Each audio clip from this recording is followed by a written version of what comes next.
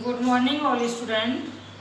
आज हम आपको क्लास 8 का चैप्टर 2 20 साल बाद पढ़ाएंगे।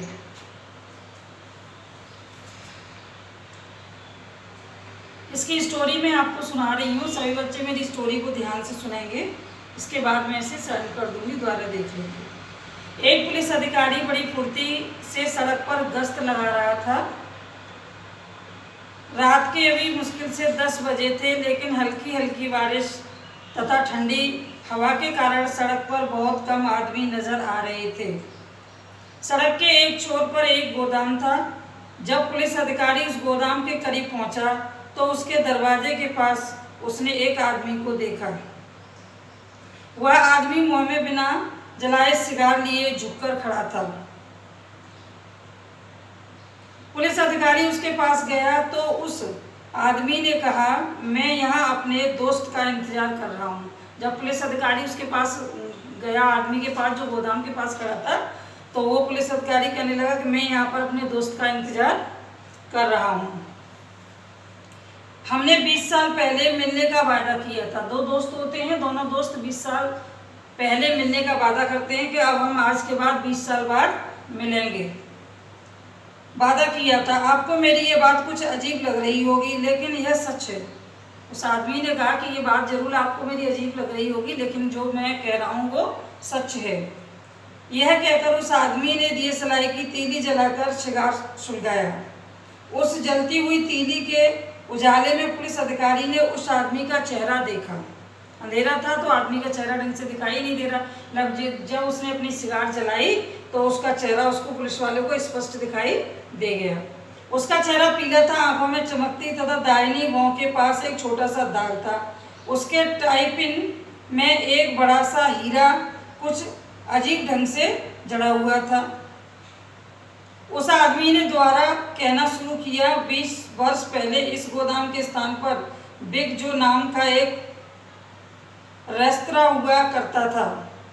आज से ठीक 20 वर्ष पहले ऐसी ही रात को उसने अपने अच्छे मित्र मिजी के साथ मैंने उसी रेस्तरां में खाना खाया था। इस तरह समझते हो जैसे ढाबा टाइप का होता है, वो हुआ था उस समय। और वहाँ पर एक फैक्ट्री बन गई है। तो वो आदमी जो कह रहा है, जो इंतजार कर रहा है कि मैंने अपने दोस्त के साथ 20 साल पहले यहाँ बैठ करके खाना खाया था। उस रात हमने निश्चय किया था कि अगली सुबह अगले 20 वर्षों के लिए हम एक दूसरे से अलग हो जाएंगे। इन वर्षों में कुछ बनने के लिए संघर्ष करेंगे और कुछ बन सकेंगे। ठीक 20 वर्ष बाद उस समय हम यहीं पर मिलेंगे। उन दोनों ने कहा कि ठीक 20 वर्ष बाद तुम कुछ बनना, संघर्ष करना कुछ बनने के लिए, और मैं भी संघर्ष करूंगा, लेकिन 20 वर्ष बाद हम इसी स्थान पर दोबारा मिलेंगे। चाहे इसके लिए हमें कितनी ही दूर क्यों न जाना पड़े, पर हमारी कैसी परिस्थितियां क्यों न हों, पर हम यहाँ स्थान पर जरूर मिलेंगे। यह सुनकर उस पुलिस अधिकारी ने कहा, यह तो बड़ी दिलचस्प बात है। वैसे आपसे आप जिमी से अलग हुए कैसे? क्या आपके बारे में आपको कुछ पता नहीं है? कुछ समय तक तो हम एक दूसरे को पत्र भेजते रहे थे। उसने दूसरे आदमी ने कहा। पुलिस वाले ने पूछा कि जिमी के बारे में आपको क्या क्या पता है? तो वो कहने लगा कि कुछ समय तक तो हम पत्र लिखते रहे थे, लेकिन उसके बाद फिर हमारा पत्र आना जाना समाप्त हो गया। कुछ समय तक तो हम एक दूसरे को पत्र भेजते रहे, लेकिन यह पत्र व्यवहार केवल कुछ ही 1.5 साल तक चला, इसके बाद बंद हो गया। मुझे पूरा विश्वास है कि वह जीवित होगा और मुझसे मिलने जरूर आएगा। 1000 किलोमीटर से उतने मिलने के लिए मैं यहाँ आया हूँ, उसने बताया। 1000 किलोमीटर से वो मिलने के लिए उससे आया है, उसने बताया। यह कहने के बाद उस आदमी ने बड़ी घड़ी देखी। घड़ी में छोटे छोटे हीरे जड़े हुए थे। पुलिस अधिकारी ने अपना डंडा घुमाया और चला गया। करीब 20 मिनट बाद वह लंबा आदमी उस आदमी के पास आया। उसने ओवरकोट पहना हुआ था और कॉलर से कानों से ढका हुआ था। उसने पूछा, क्या तुम बॉब हो? क्या तुम जिमी वेल्स हो? इंतजार करने पर आदमी ने खुशी का लहू चिल्लाते हुए कहा। उस लंबे आदमी ने खुशी से हाथों को थाम लिया और बोला, हाँ बॉब, चलो अब हम किसी अच्छी जगह पर बैठेंगे और बीते हुए समय की बात करेंगे। दोनों एक दूसरे का हाथ थामे चल पड़े। दवाइयों की एक दुकान के सामने गुजरते हुए उस दुकान की रोशनी में उसने एक दूसरे का चेहरा ढंग से देखा। एक दुकान पर जाती है, जब वो जाते हैं एक स्थान पर बैठने के लिए, बातचीत करने के लिए, तो वहाँ पर एक दवाई की दुकान पड़ती है, वहाँ पर लाइट जली होती है। उस लाइट में वो एक दूसरे का चेहरा देखते हैं।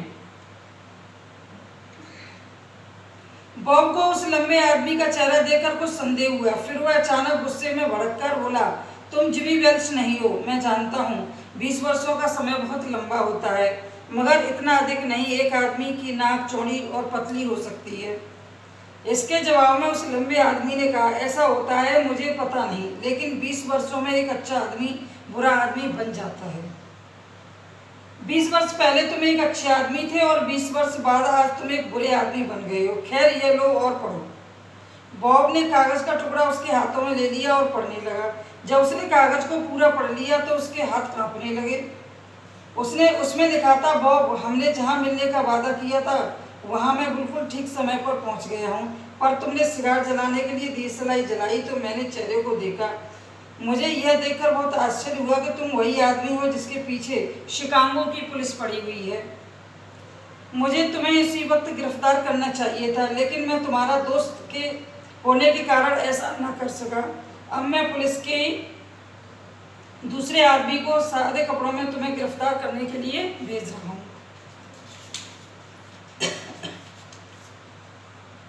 ये कहानी है, इसके आगे मैं आपको समझा रही हूँ। ये कहानी समाप्त हो रही है यहीं पर। इसके बाद में आपको इसके क्वेश्चन आंसर कराऊंगी नेक्स्ट डे।